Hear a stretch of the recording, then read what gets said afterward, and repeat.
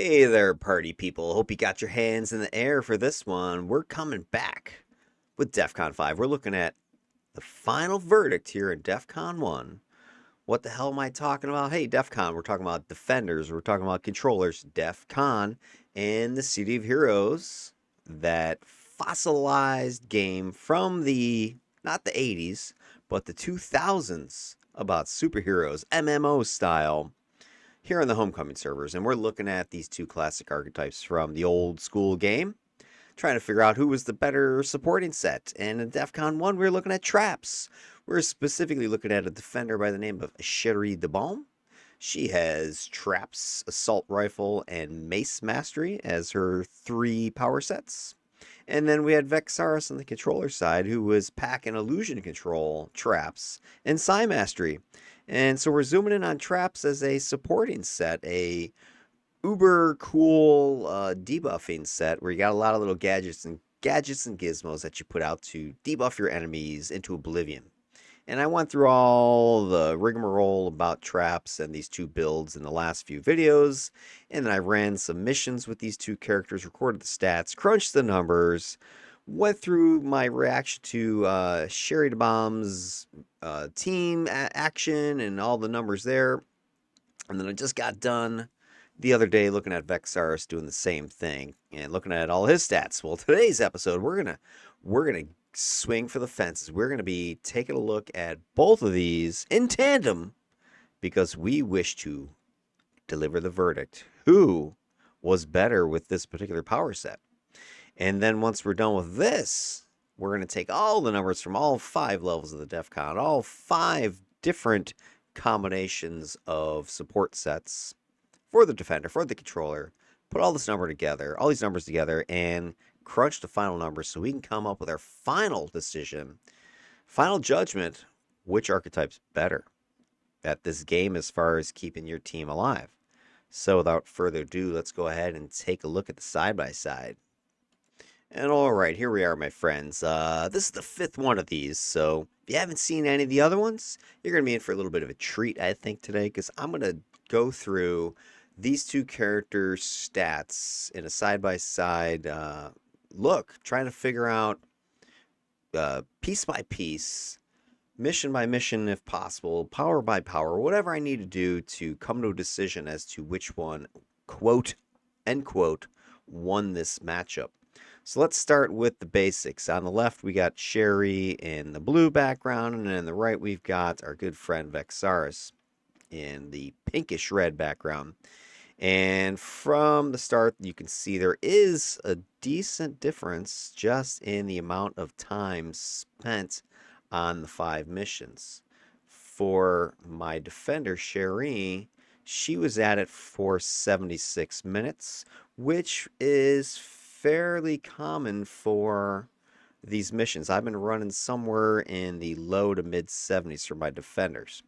Where my big surprise was the overall speed that my controller Vexaris put out there, 60 minutes. This was, I believe, the shortest, quickest time of any of the 10 characters I've looked at. So part of that, of course, is the team that I was on. The team that joined me was pretty experienced players.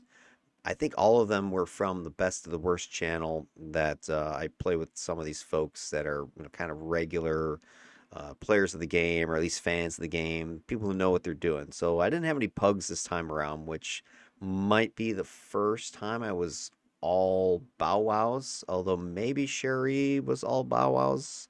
I forget exactly if she had maybe one pug, but it makes a difference when you're playing with experienced players because they know what they're doing. So I think that's part of it.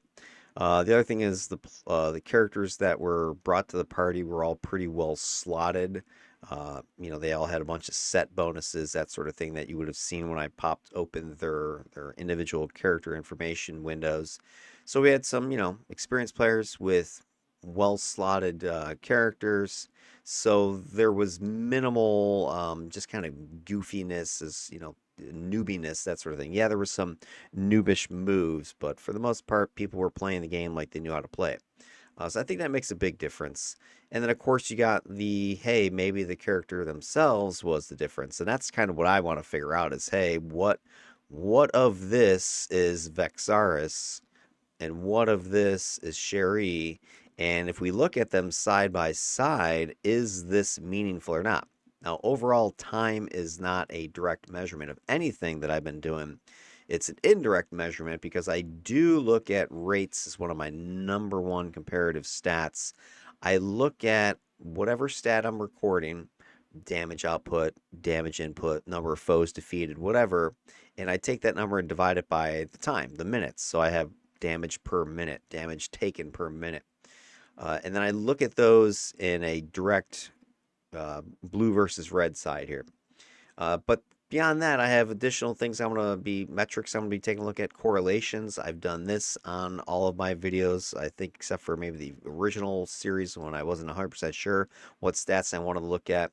But with correlation, we're taking a look at X and Y relationships. So this is your old, high school graphing problem here, where you got your X-axis here, you got your Y-axis here. And most of these, at least for the rates, is going to be, this is going to be my time unit down here, minutes. And then my Y is whatever stat I'm looking at. And so when we plot out these data points from the missions, and we plot a line of best fit, a slope that goes through them, correlation asks, how well does this line fit the data? How accurate, I guess, if you want to put it that way, is the slope? And we do this with an R² value, fancy calculation for some statistical correlation. And the closer this is to 1 being 100%, the closer or the stronger the correlation is between X and Y. So if X goes up and Y goes up and the R² value is close to 1, then we're saying, oh yeah, there's definitely a relationship between these two numbers. And for me, I'm looking for at least 0.90 or greater, up to 1 being the maximum, if there's a strong correlation. And this stat itself isn't super useful as far as it's going to tell you one character is better than the other one, but it does give you an idea of consistency, of reliability of the data. Are we seeing direct correlations, or is it just sort of a shotgun blast of random, numbers out there? So if you're seeing definite correlations, and I would expect to see correlation, for instance, for the longer a mission goes, so the greater the time, I would expect as sort of a control that the more damage I should be putting out, right? That should be a true statement. Now, if I don't see it, it could be there are other variables in effect that are preventing me from, continuously putting out more damage. Maybe I'm dying, maybe my teammates are doing all the damage, whatever. So it gives me some insights into what was happening from a numerical standpoint, from a statistical standpoint. Then the other thing we're going to be looking at are standard errors in our calculations. And for standard error, what that's going to do is it's going to be taking a look at the averages between of a specific stat. So let's say we're looking at the damage taken per minute, and we're looking at that average for the defender over the 5 missions versus the controller's average, and we plot this as a bar graph, looking, let's say, something like this. And what the standard error is, it's going to be these error bars that are going to give us the potential float, if you will, in the true average. So the way you would normally have these drawn is my average value is the top of this bar, but it's plus or minus a standard error increment. And what this allows us to do is look at the averages side by side that's being collected for both these characters over their 5 missions. And if the average floating range here overlaps between the two side-by-side bar graphs, that's telling us there's no significant difference between the two characters. In other words, they could have done the exact same thing. We just have some variation within the data set.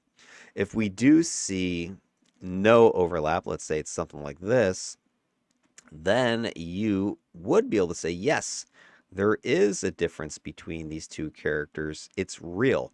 This character did have a higher stat than that character, whatever that stat may be. a good stat or a bad stat. So that's what the standard error is going to show us. And then we're also looking at composite numbers, which are a newer stat that I put in about a couple of my reactions ago, a couple of my analyses videos ago. And what this is doing is it's trying to standardize the data for teammate variation. And it's not so much a big issue lately because most of my teams for the last like 2 or 3 DEFCONs have been locked in with 4 teammates plus my character, so a team of 5. But what this allows us to do is if there is some variation in teammates, it kind of controls for that because now I'm taking the rate, which is the per minute, and then it's per teammate as well. But what we do is we take that data and do a box and whisker distribution analysis. So what we're going to be able to do with this thing is we're going to have our data sets side by side, for instance, defender controller. And with the box and whisker plots, it kind of looks like the standard error bars, except that we have 2 separate lines above and below.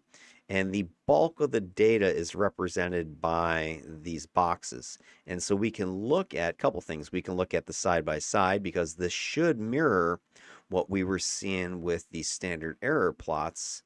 If we're seeing no overlap, well, then we should see no overlap for the bulk of the data, this interquartile range, this 50% of the data.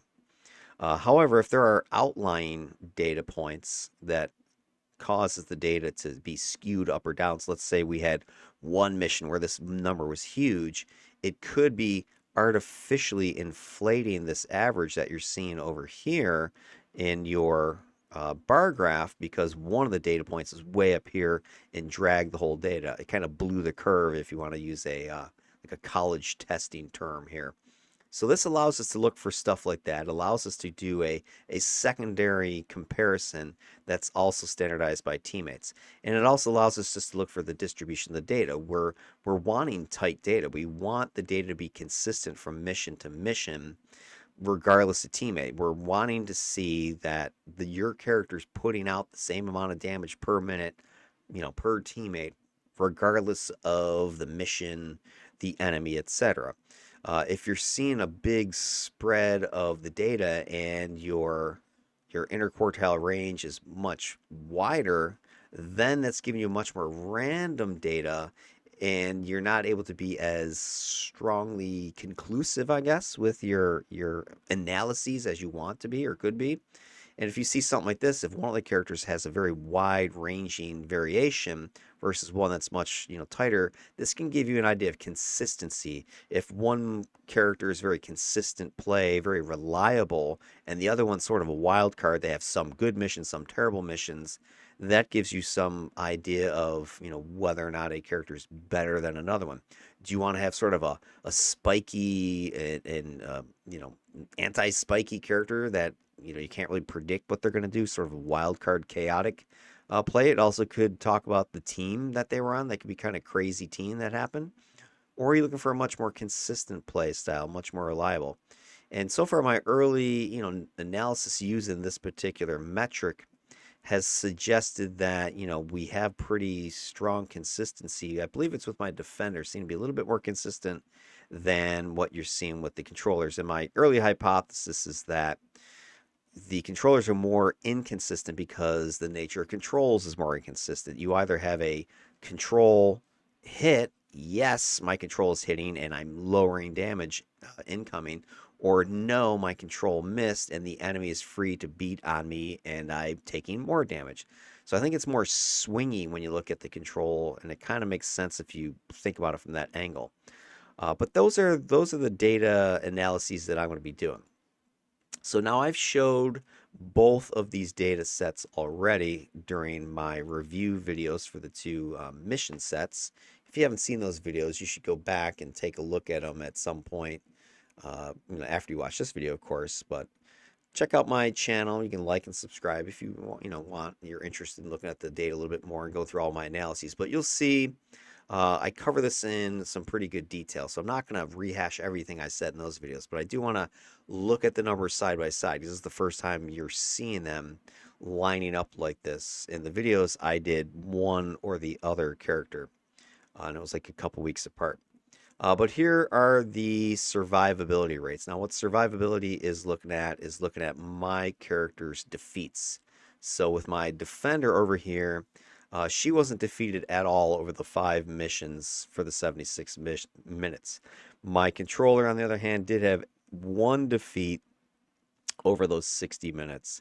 And so when I took this data, this average data, average rates, and plotted it, I was showing you guys the comparison of traps, which is the purple, versus the other 4 defender primary sets that I've run so far. And then I showed you the same thing over here with my controller, traps versus all of its cousins in the controller field.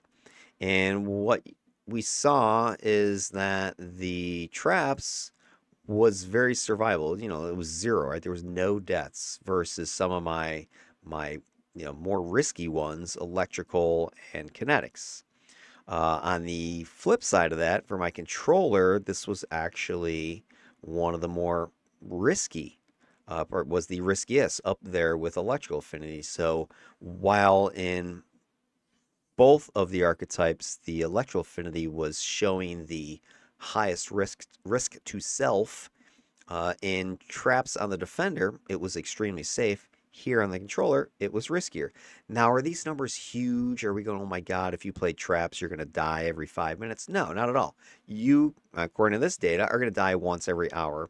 Whereas the defender, we don't know exactly what your threshold is. Is it every hour and a half? Is it every 2 hours? We don't know because I didn't have any deaths. So that's all we're looking at right now. And if we, want to size this up, we're going to do that in the next comparison page. But right now, that's kind of our question. Hey, does this mean anything? The 0 versus the 0.02, is that significant or not? That's where we're going to take a look at these two bar graphs side by side and ask that question, yes or no. All right, so that is our initial little look at self-preservation. The composite's not super important right now because this was, again, the same data, the rate, but just divided by the teammates. So you're pretty much going to see the same effect, just that we have a smaller number because we've also divided by teammates. So unless there's something specific, unique about the data, like I have a different number of teammates for some reason for one of the missions, then there's no point really getting into the composites. Let's go ahead and take a look at risk. This is your ally defeats. And again, we have the defender over here on this side with a total of 4 allies defeated over those 76 minutes at a rate of 0.05 allies defeated per minute. And then over here on the controller side, we've got 1 additional ally was defeated, and this was in 60 minutes, so 1 additional in less time.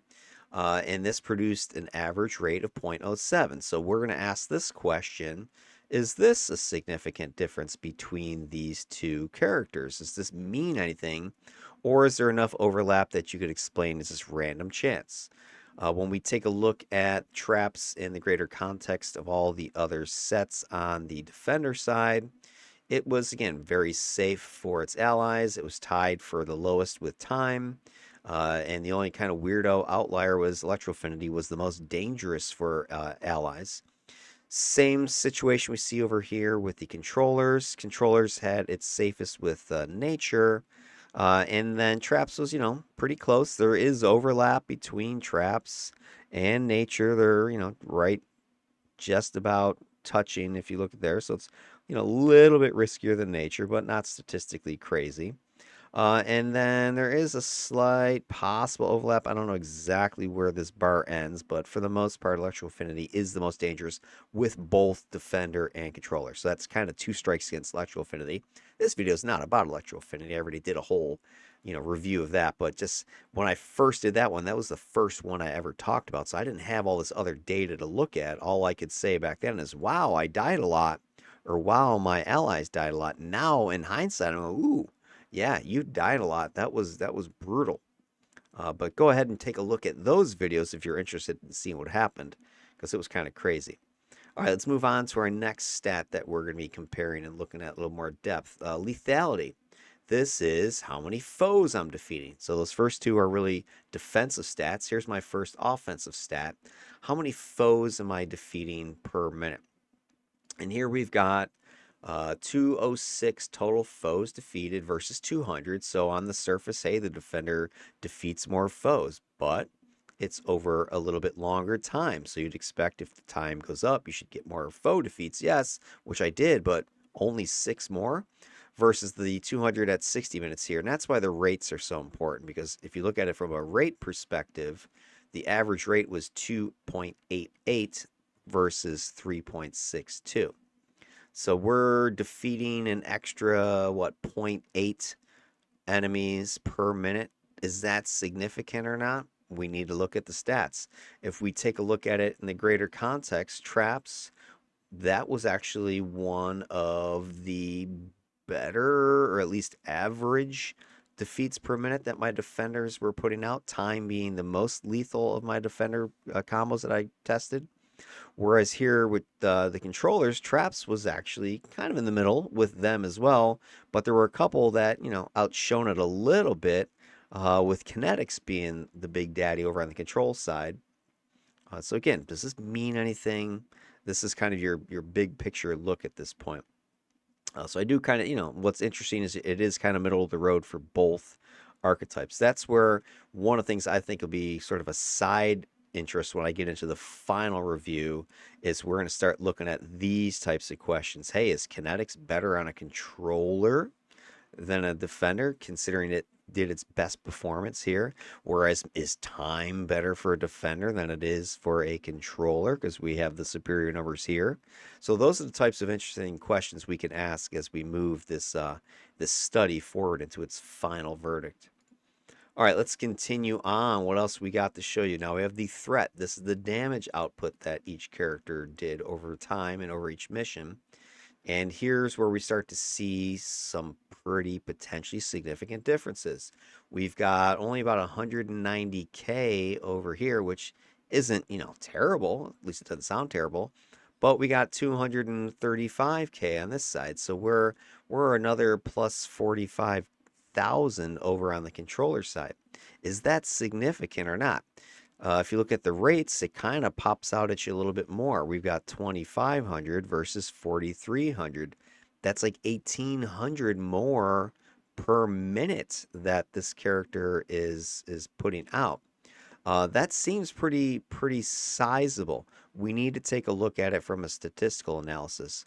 But when we actually start to dive a little bit deeper into the numbers, I think what's going to be interesting is if you look at the actual attacks and such that produced these data here. Let's scoot this down a little bit. We can kind of look at some of the power side by side and see if there's any crazy data there that means anything. So if you take a look at acid mortar, and the defender did 1,300. Let me clear this off real quick. 1,300 versus 1,200. I don't think there's any huge difference there. This guy was fighting an extra 16 minutes, so probably explainable there. Caltrops, I got 73, almost 7,400. The Caltrops on this one was only 3,700, but I had 3 damage procs in these Caltrops on the controller. I had no damage procs over here on my defender. So if you add this up, 1,000, 1,000 is 26, 47, 70, it's like 84. So this one's actually out damaging the defender by about 1,100. But that's because of the damage procs. This guy actually had double the damage from just the raw caltrops themselves. So this one, though, I think was slotted more for damage, whereas this one was slotted for the damage procs.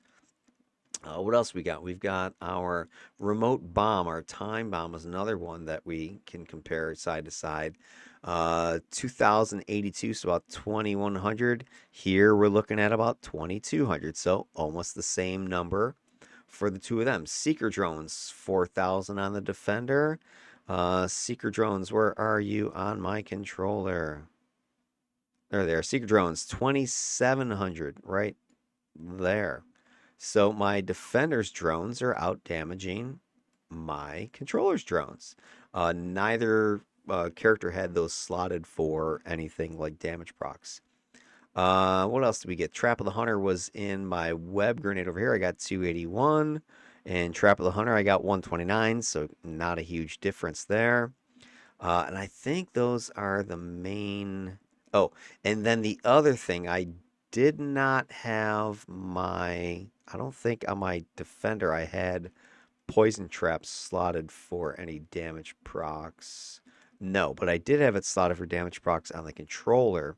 So you can see my controller had 3 damage procs and poison trap that are listed here. Gladiator's Net, Unbreakable Constraint, and Ghost Widow's Embrace. And you can see that those 3 contributed for 3,000, 5,000, 9,000, about 10,000 damage. So this controller essentially got free 10,000 damage that my Defender didn't. My Defender had her poison trap, I think, was slotted for holds for control, whereas his was slotted for damage. So the controller was definitely leveraging a more damagey build with a lot more damage procs, which are all like the blue colored things over here. So that's just something that, hey, if I wanted to milk some more damage out of my Defender, I probably could put some more damage. I could put some damage procs in some of her powers and equally get a bunch of extra stuff. Then the other thing that we can kind of compare interesting is the Mighty Judgment. I've got 3,500 on the Defender and 4,700. So I got more damage out of this Mighty than that Mighty. I'm not 100% sure why that is. Did I just hit more targets? Was I using it more often? I'd have to go back and, dissect that video more, both videos more, to see why that may be true. Because I felt like on the controller I wasn't using it enough, whereas I felt on my Defender I was using it a bunch. Alternatively, I remember with the Defender, a lot of my damage was lost because this team, as I recall, was more damaging than this team was. This team I thought was just overall was putting out more damage. This team was more supporty. And I talked about the support issues in the previous video, and I'll probably touch on that a little bit more when we get into the final analysis here. But that's just something that's interesting. That's the one difference I look at and go, oh my gosh, yeah, why is, these same exact powers, this is doing so much more for my controller. And then the last thing I kind of want to look at is the big AoE attacks for both of these, because on my controller I have Psynado is really my main AoE power. It was doing about 7,200. Over here, I had full auto as my big boy, 30,000. I mean, that's huge, right? It's 4 times more damage on my big AoE cone versus this AoE targeted AoE. So hey, what's up with that? I know I was unloading with this thing left and right. But the one thing that is kind of interesting on my controller, my most damagey control-y attack was the Spectral Wounds at 9360. If I look at my other attacks here, I had, almost 9,000 from Sniper Rifle, would probably be my best equivalent.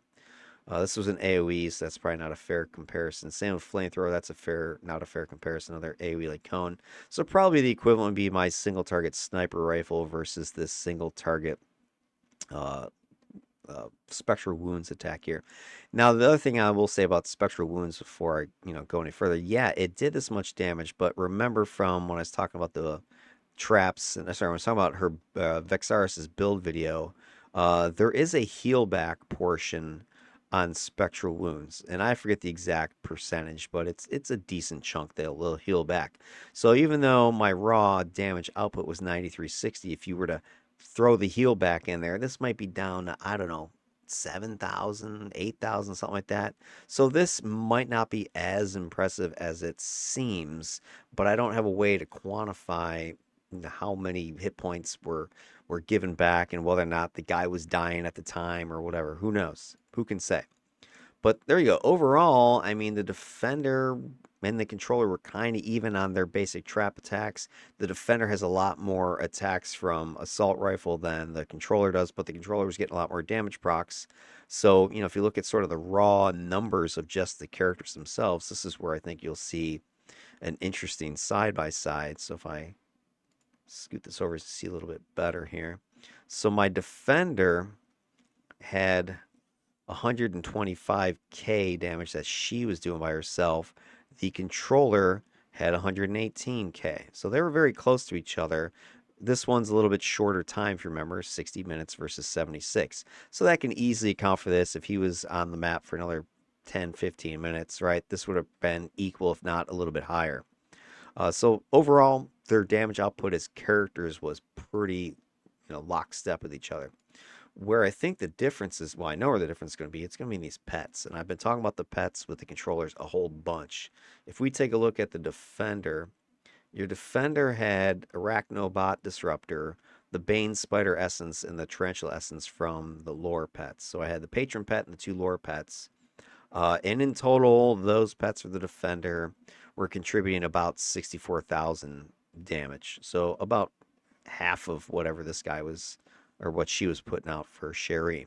For my controller, you can see right here, and this isn't even like the most pets that a controller could have had out, but I've got Phantasm, I've got the Decoy Phantasm, you got Phantom Army, and then you've got your Spectre Essence from your lore pets. So I've got main pet, the decoy that the Phantasm summons, the unkillable triple team Phantom Army, and then my single lore pet.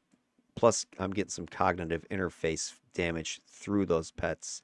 I didn't have a damage procky hybrid, not hybrid, but interface over here for the Incarnate on my Defender.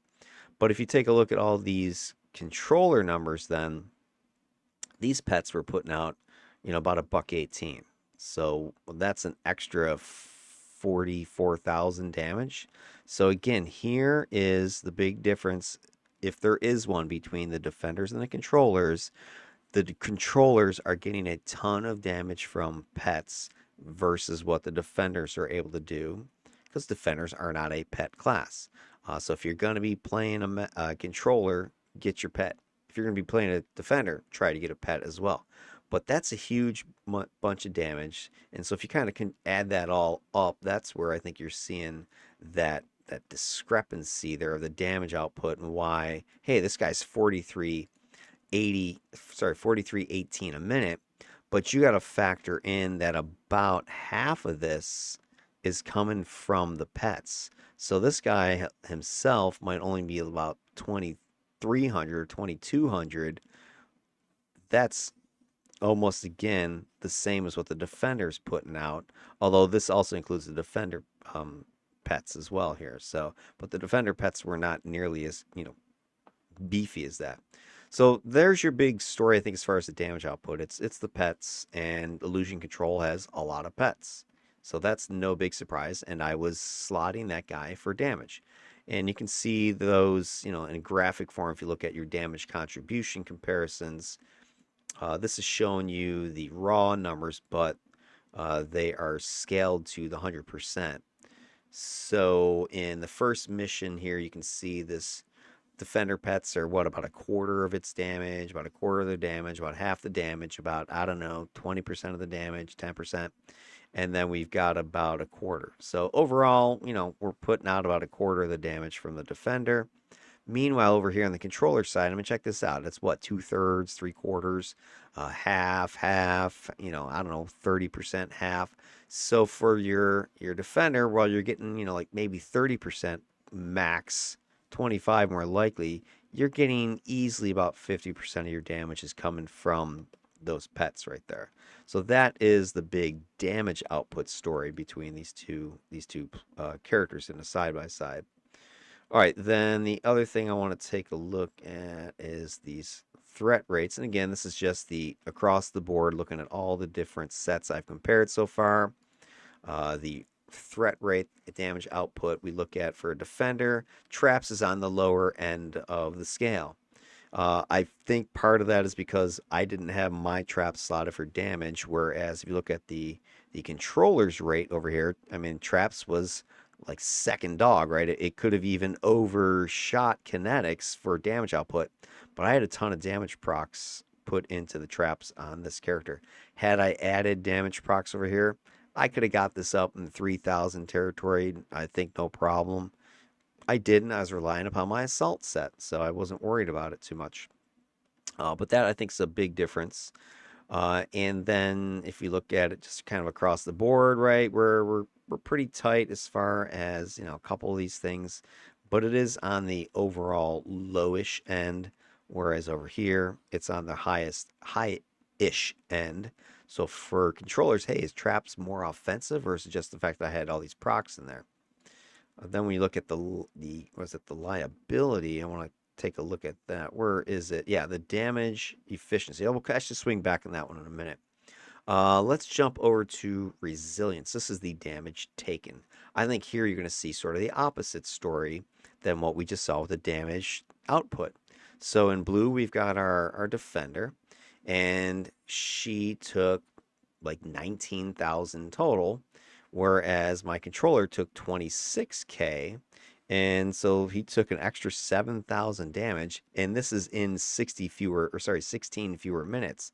So the rate was 506 per minute versus 293. So we got what, like 300 versus 500? That's a pretty big difference between these two. Is it statistically significant difference is going to be our question, right? Is that a big difference or not? Now my defender was built to defend with this thing. I had a lot of defense, so this makes sense where my controller wasn't worrying about raw defense. He was relying upon controls for his mitigation. So I think this kind of shows in the numbers. I think illusion control doesn't have a lot of mitigation because you're trying to rely upon your pets and your sort of confusing and multiple target kind of things to scatter the aggro. Where my defender is just like a wall of defense and you can't get me, and I'm going to stand right in front of you and shoot you. So I think that's going to be an interesting look at that data. And then if we take a look at maybe the damage types, is there anything that jumps out at us with that numbers here? Let's see, the big damage types for the two characters. Let's see if there's anything here. Energy damage, 6,600, and energy damage for my controller. Scoot that over so we can see it. Was about 2,000. So that's something we can look at. Like, hey, why so little damage versus a decent chunk? I think a lot of this is faction choice. You know, what enemies you're taking on, because different enemies have different types of damage. So I think it might have just been more energy damage in these missions versus those. That's an easy explanation. I was more just raw defense on this side, where here I had defense and some resistance. Specifically, I had smash, lethal, and psi. So that might be the best places to look. If we look at smashing, lethal. So here's lethal, 5170. Lethal's 5376. So about the same, although this guy actually had a shield for like 50% reduction of that. So that's a little bit surprising. But again, faction choices can make a difference. We had 1700 on smashing over here. 1,000. Okay, that makes a little more sense. We're taking a little bit less damage. We have smashing as a damage resistance size. Probably the last one we can maybe see anything. Almost 7,000 psi. And over here, we only took 269. So that's interesting because I definitely was taking on some psi opponents over here. But maybe the defense was blocking a lot of it. Could be. I also remember this team was pretty beefy. I think we had a tank and a brute on the squad, so I had a lot of aggro management. We had only a scrapper over here, and I'm not sure they had any taunt. I don't think they had any taunt. So this was, a big story over here. We had melee meat shields to take aggro away from my defender. How much of that is explained by the numbers, I can't say. There's no way for me to quantify that other than, anecdotally or just what I remember from the missions. But there you go. I mean, that's a big story there. Defender was very defensive. Controller was not so much. How does that, pair up with across other builds, other power sets? That's what I want to look at next. We take a look at the threat rate. Here you go. So here is traps versus everybody else. It was, just on the surface, the lowest incoming damage of anybody. Statistically speaking, it's superior to time for sure, but everybody else, it falls within statistical average. So my time was the one that took the most damage per minute. But, that was 41 versus, we had 46, 43.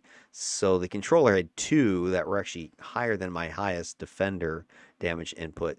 So I think across the board, and I want to jump ahead because we're going to do our grand conclusion in a few more days, right? But I think that's something I can look at then. Hey, when we bring all these numbers together, is the defender on average taking way less damage than the controller? And if yes, how much less? And is it statistically less? Because that would be check.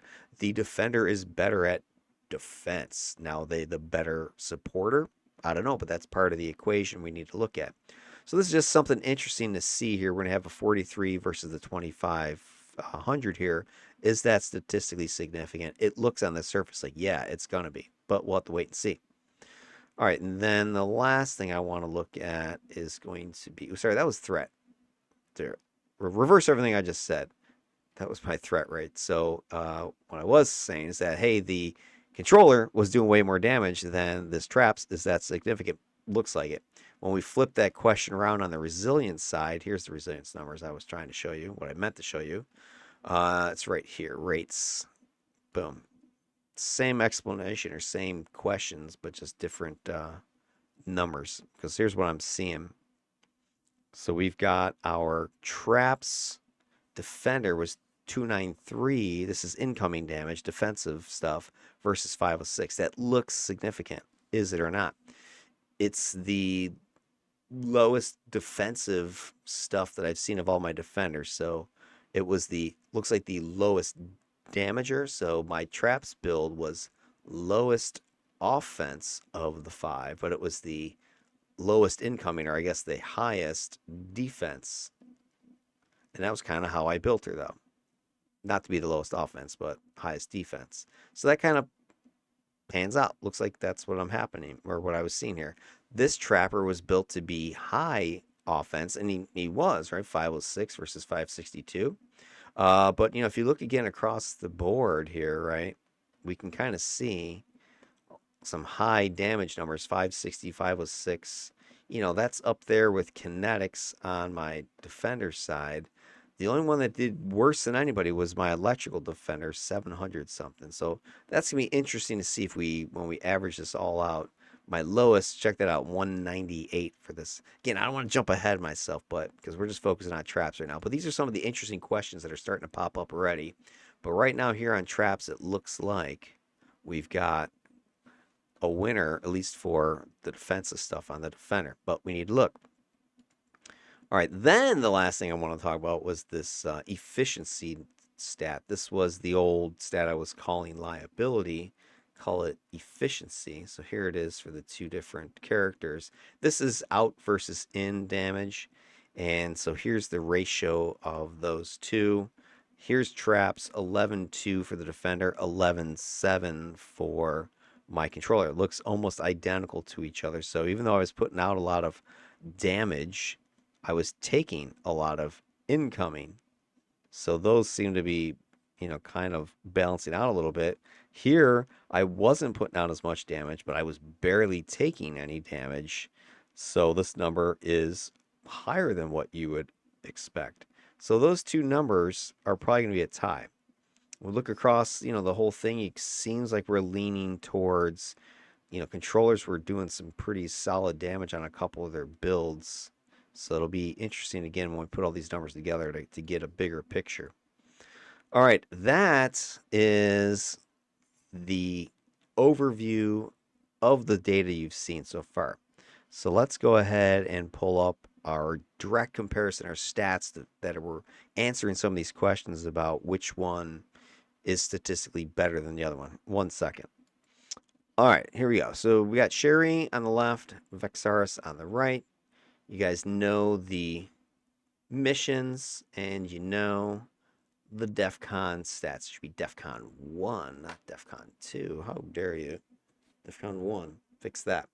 All right. So all the tables. Here are the other stats that I've been crunching. So we got correlations or something we can talk about a little bit as needed.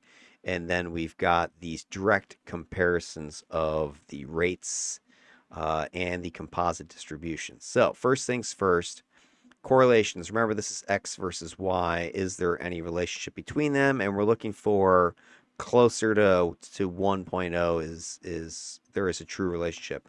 On the defender, we have nothing, no line to look at because it was no deaths. The controller, the R squared is, pretty much zero, so there is no relationship here for correlation between how long the mission went and whether or not the character died a bunch of times. There's nothing to look at.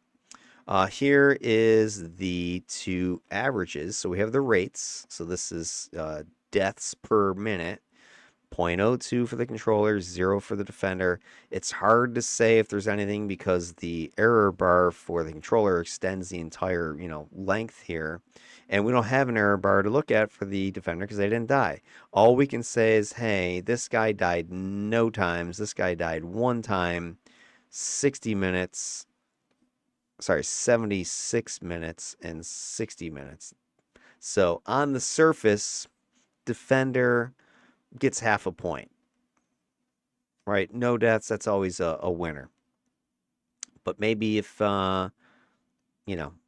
he went another minute, he would have died. Who knows? Or she went another minute. We don't know. Then we look at the distribution of the composites. These are the rates divided by teammates, and it looks very similar to what you saw over here with the, not distributions, but the standard error graphs, right? Because it's pretty much the same numbers, just divided by the teammates, and then we're just looking at the range of the 5. So whereas this is the average of the 5 missions we're looking at, this is the range of the 5. And so we're looking for, is there like a huge skewing of data? Doesn't look like it. There was only the one data point, so really nothing to, look at or examine in any further detail than that.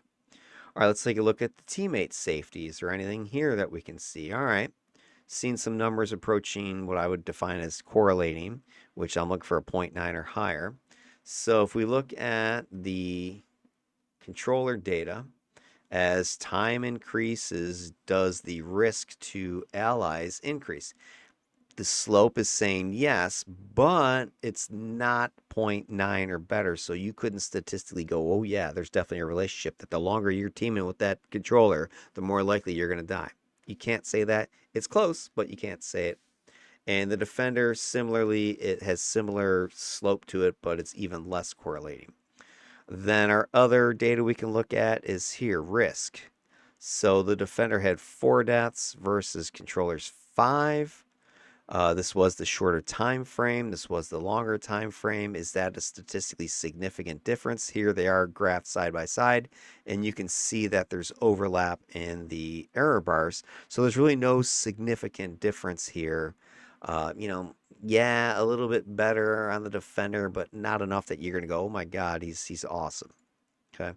The only thing that kind of, I do lean towards the defender a little bit on this is just the fact that we had an extra 16 minutes that I didn't, and I still had fewer deaths with the defender. That is leaning in her favor, but not enough to go, oh yeah, you're the winner. All right, then lethality. This is the body count. This is how many, enemies you're defeating.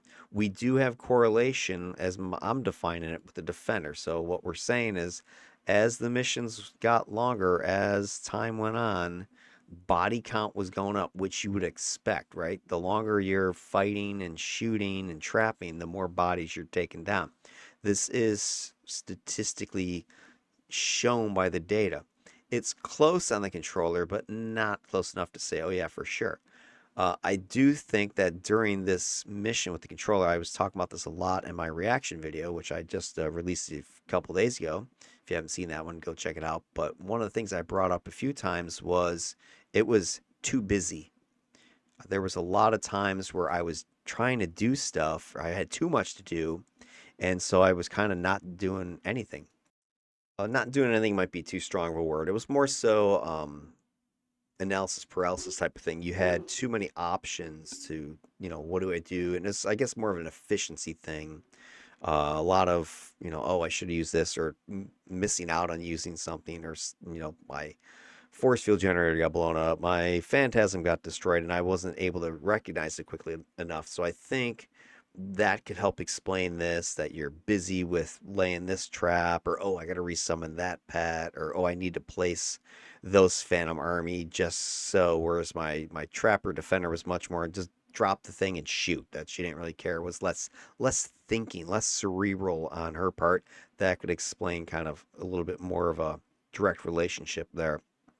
But overall, you can see that the controller was defeating more foes per minute. However, looking at the overlap, it's not statistically different. It's close, but not statistically different. So even though, he's putting out more damage, it's not enough to make a statistically significant difference in the number of enemies that you're defeating. So take that with a grain of salt. Then we're going to move on to our next stat comparison. We have the composition data, the distribution. I don't know if I talked about it too much here in the risk, because there really isn't too much to say with this one either, because yeah, there seems to be a little bit wider distribution of this risk data, as well as the the lethality data down here. But these are also pretty small numbers, so don't, get to like, oh my gosh, look at that thing, that's twice as wide. If you look over here, you're looking at very small numbers, especially on the risk stuff above.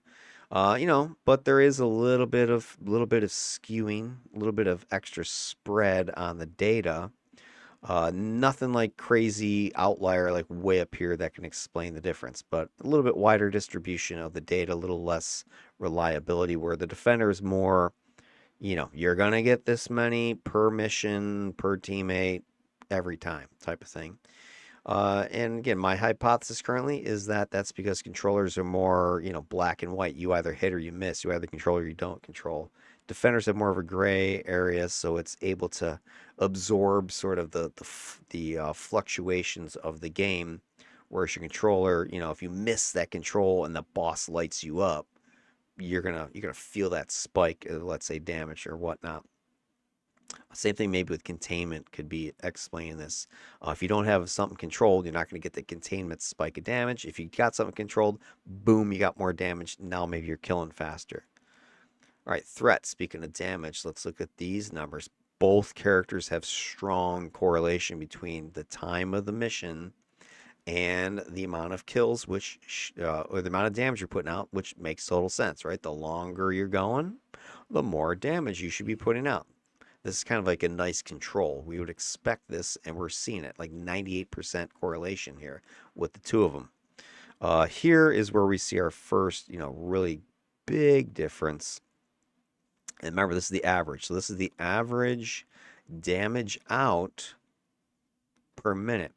And as I was expecting, because the contribution of the pets, we're definitely seeing this skewing of the data, right? This is definitely up there. Now, if we look at the distribution data from the composite spread, there's no huge, spike of one outlier that explains, oh, that's why the average is so high. Nope. It's pretty well, pretty tight. Not as tight as the defender again, but I think the story is right here. When you look at the controller with their pet damage versus the defender, the purple is the pets. You can see just the size of the contribution versus this guy, right? It's night and day. You got 27 versus 118. So what's that, like 4 times the damage or something like that you're getting from these pets? Meanwhile, the defender themselves is pretty close to the controller, even though the controller is built for damage and has all those damage procs. There's not a huge difference, like 19,000, which is pretty good, but not crazy over the top damage difference. It's really just the pets are explaining this.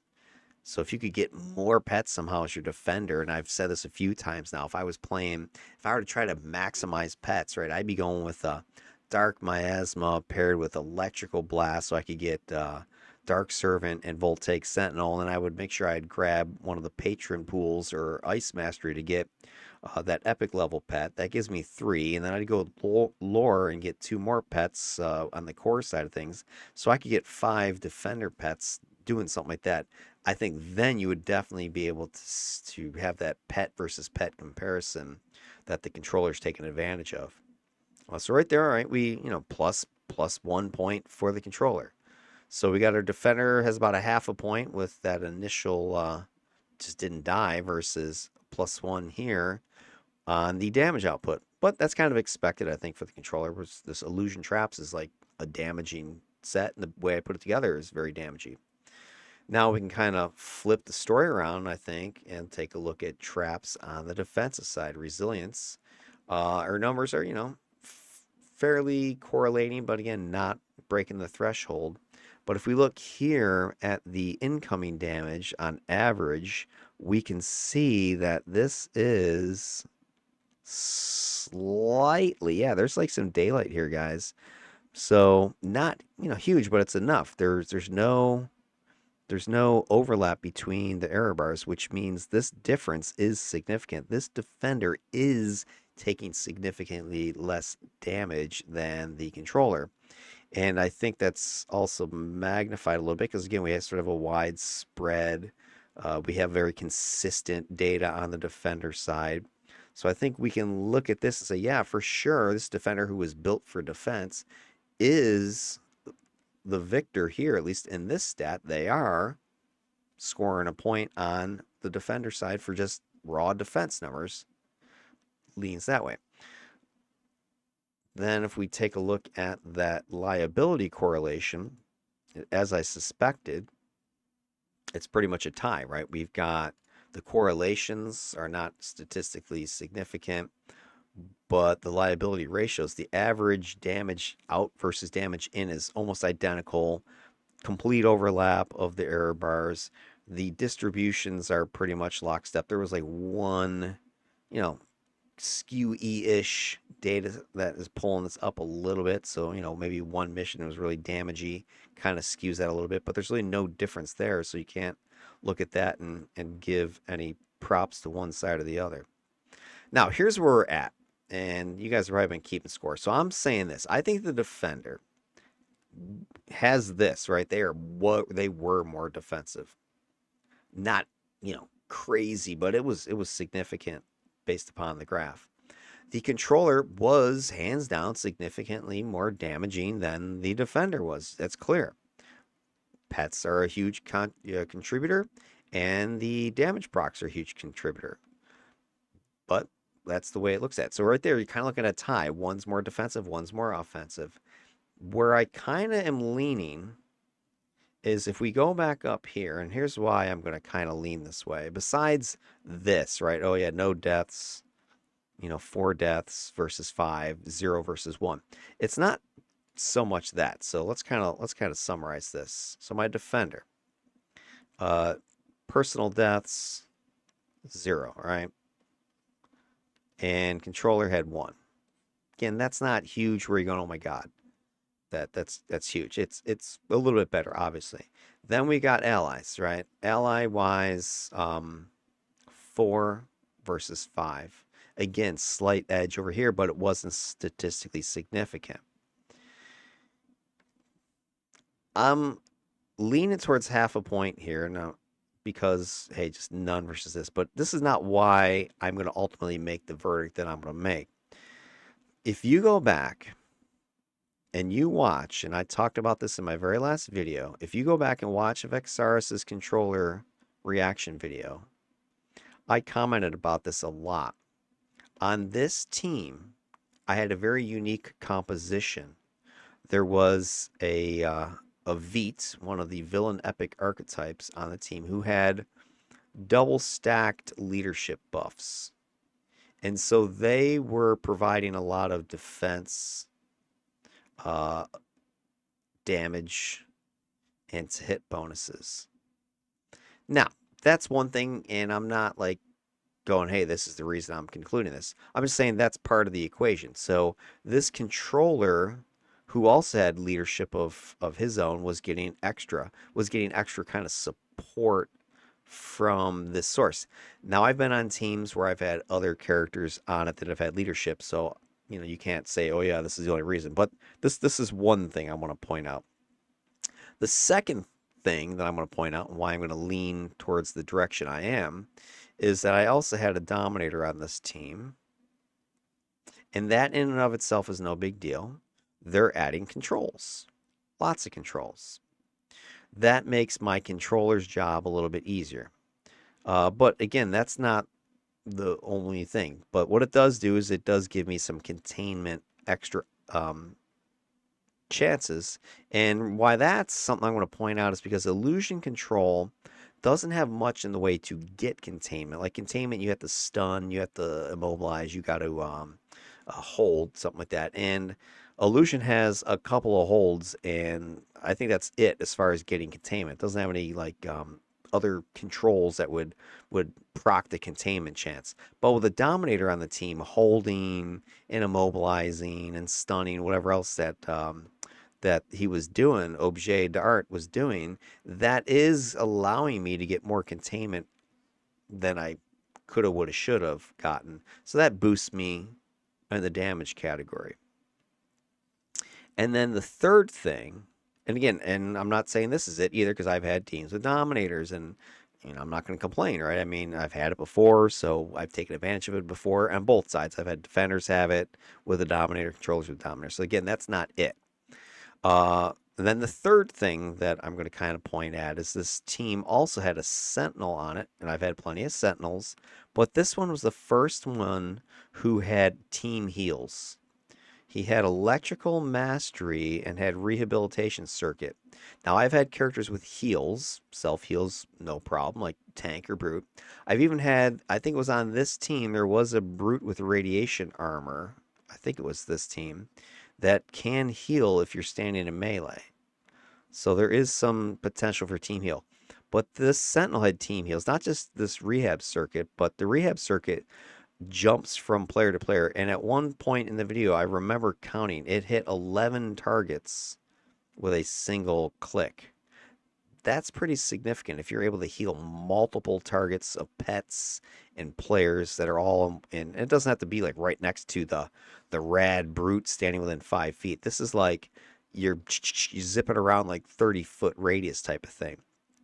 And then the other thing that kind of puts it over the top for me is that the Sentinel also had a temp heal power, a single target temp heal power that they were, pointing at and healing people with. I remember because I received it a couple times. And again, that in and of itself isn't it either, because I've played with a Peacebringer who has a single target heal and was using it as well.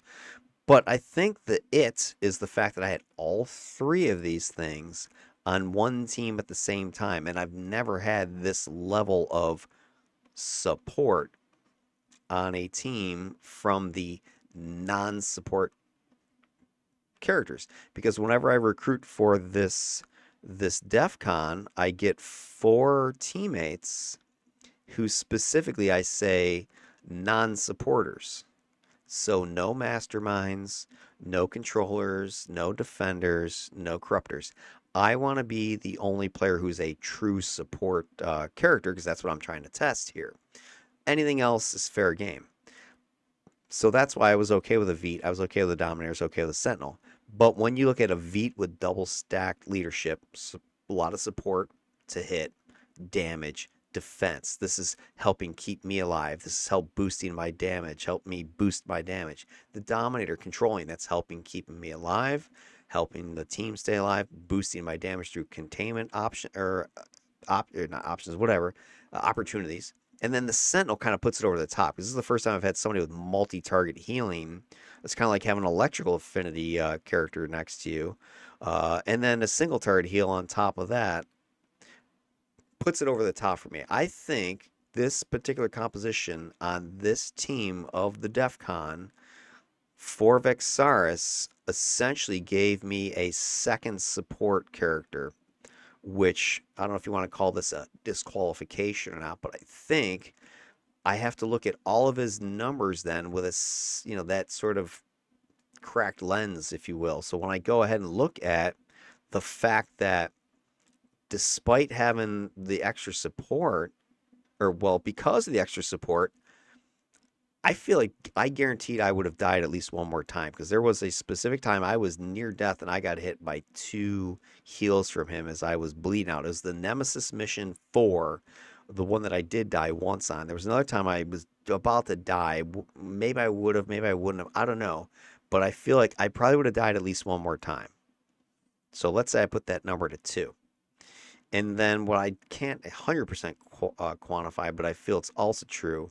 And I'm not blaming anybody here, right? So don't take me the wrong way. I'm just saying that because there was this multi-jumping heal and there was some single target healing, and then there was these extra defensive layers with the Vite shields and stuff, I guarantee we would have had at least one more allied defeat because I saw a couple of close call heals were being thrown out by our Sentinel. And so this number might have been 6 or 7. So if we start throwing in those extra chances or times for stuff to be a little bit higher, so maybe now this number's up here. Maybe this is going up a little bit higher. Is it going up high enough to go past our threshold up here? I don't know. Maybe. Could have. And then what about this? If now I'm saying, hey, this guy died twice versus 0, even though we really wouldn't be able to see any error bars on the defender side, isn't that worth a half a point that, hey, this now is going to be up a little bit higher? Hey, he's up here now. 0 versus 2. All right. I think that's the big deciding factor for me. That to me is the wild card here. Why I'm leaning towards verdict. Defender wins this one. My defender was able to do all this without the double leadership buffs from Avit. She was able to do this without, I think there was a Dominator, so I'm not going to, say too much about the Dominator, but without containment boosting from a Dominator. They were able to do what she did without somebody throwing some backup heals. The only way my defender was healing was she would throw out Caltrops or Triage Beacon or Secret Drones because I had the Defender ATOs with their heal and absorb procs and a Panacea in my Triage Beacon. That's how I was healing. That's how the whole team was getting heals. The only heals they were getting was that and staying within my force field bubble. And my force field bubble never got destroyed the entire time, whereas with my controller, that force field bubble or FFG got destroyed a few times. My pets were getting killed. So that to me is why I'm leaning towards defender. I think it was very close, don't get me wrong, but I think if I factor in those supporting non-support teammates into the mix, which I have to. I saw the video, I know what happened. I'm going to lean towards defender on this one. Agree or disagree, I don't know, put your comments down below, but that's where I'm going with this. That's what I think happened. That's my conclusion to this whole story here. Pull this back up. So my verdict is defender. I think Cherie is the winner on this one. A close call, but a winner nonetheless. And so that kind of leaves us with sort of our final verdict. Because right now, here's where I see things standing. With Electro Affinity, and I want to probably go back over these numbers, and I'm going to do that in the final verdict. I thought it was a tie. I think both characters were suffering, and just the set itself was very difficult to work with. Then in your DEFCON 2, I was looking at nature, and my controller got the edge. I think, they won by a little bit. Then in DEFCON 3, when I was looking at time, I thought my defender edged out the controller, and I would give the nod that way. So at this point, we're kind of like 0, 1, and 1. And then in DEFCON 4 with kinetics, I think my controller mopped the floor with my defender. Not that my defender did bad, but the controller's just a beast. And so that was the most clear-cut victory. So at that point, we had 2 for the controller, 1 for the defender, and a tie. And this comes down to DEFCON 5. And I'm not trying to build suspense or whatever, or whatever with this thing. But I just think, had I not had the team composition on the controller, I probably would have said, hey, this was a tie. I felt it was that close. But I think if you look at the team composition, you got to say, yeah, that controller had a kind of an unfair edge compared to the defender. Because I feel if my defender had that same team, there would have been 0 deaths on that squad. Because we would have had the extra heals, controls, right? We had the extra buffs. It would have been an unstoppable or unbreakable, wall of just support on that squad, and we would have just been mowing down enemies without any care. But anyway, that's where I'm at. So at this point, I'm going to wrap the video. I've said my piece about it. Like I said, if you disagree, go ahead and call me trash or whatever in the comments. Or if you agree, hey, I'm with you, Dark. Let me know what you think. And this takes us then to our final video. And that's going to be this original question. Who's your superior teammate? I need to take all these numbers and aggregate them, because on an individual level, you know, some character might have won or lost. But when we crunch all those numbers together, like just sort of those cursory glances I was looking at, I was like, this controllers look like they might have edged this out if we lump all that data together. So what we're going to do is we're going to take what amounts to be 5 versus 5 characters, 25 missions of data versus 25 missions of data, hours of playtime, and put it together into one lump sum. And we're going to have sort of that ultimate side-by-side graph of these two archetypes, and looking at their rates and everything else at that point. We'll see what is to be seen and make our final decision then. Is there somebody who is clearly rising to the top here, is better? Is it just a tie? Is it situation by situation? I don't know. Well, we're going to find out. At least we're going to try.